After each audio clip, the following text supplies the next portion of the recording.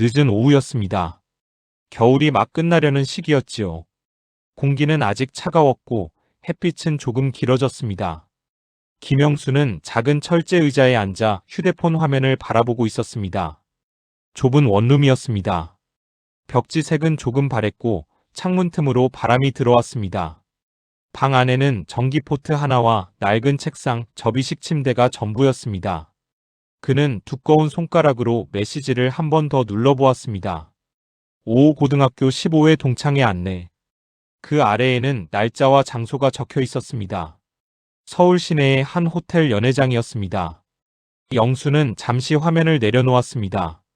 그리고 천천히 한숨을 내쉬었습니다. 동창회라. 혼잣말이 작게 흘러나왔습니다. 고등학교를 졸업한 지 벌써 40년이 지났습니다. 예전에는 동창회 연락이 몇 번 오기도 했지만 그는 대부분 가지 않았습니다. 바쁘기도 했고 마음이 편하지도 않았기 때문입니다. 영수의 인생은 특별하지 않았습니다. 오히려 아주 평범한 편이었지요. 졸업 후 그는 곧바로 공장에 취직했습니다. 집안 형편이 넉넉하지 않았기 때문입니다. 대학이라는 선택지는 애초에 멀었습니다. 처음 들어간 곳은 작은 금속 부품 공장이었습니다. 아침 7시에 출근해서 밤늦게까지 기계를 돌리는 일이었습니다. 기계가 돌아가는 소리는 늘 거칠었습니다. 쇳가루 냄새가 코를 찔렀습니다. 하지만 그는 묵묵히 일했습니다. 영수는 원래 말수가 많은 사람이 아니었습니다.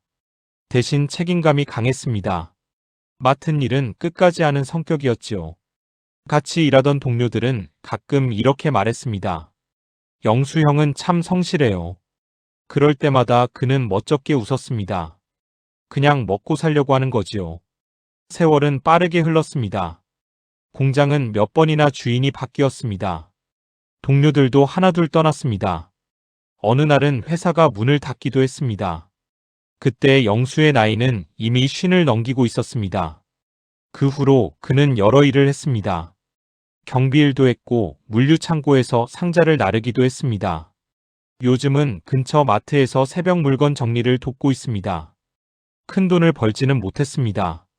하지만 그는 늘 이렇게 생각했습니다. 남에게 피해만 주지 않으면 된다.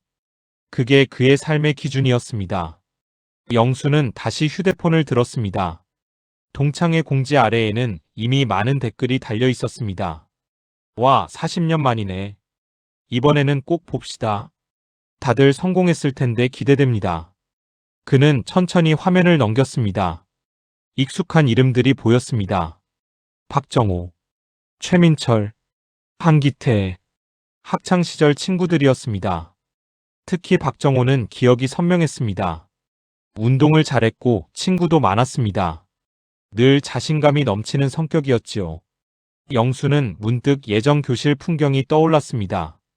칠판 앞에 서 있던 담임 선생님, 교복 주머니에 손을 넣고 웃고 있던 친구들, 점심시간에 운동장을 뛰어다니던 기억.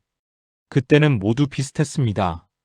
누가 더 잘 살지, 누가 더 성공할지 아무도 몰랐습니다. 그러나 지금은 다를 것입니다. 댓글 중 하나가 눈에 들어왔습니다. 장소가 호텔이네요. 역시 정우답다. 그 아래에는 이런 글도 있었습니다. 이번 모임 크게 해야죠. 다들 잘 됐잖아요.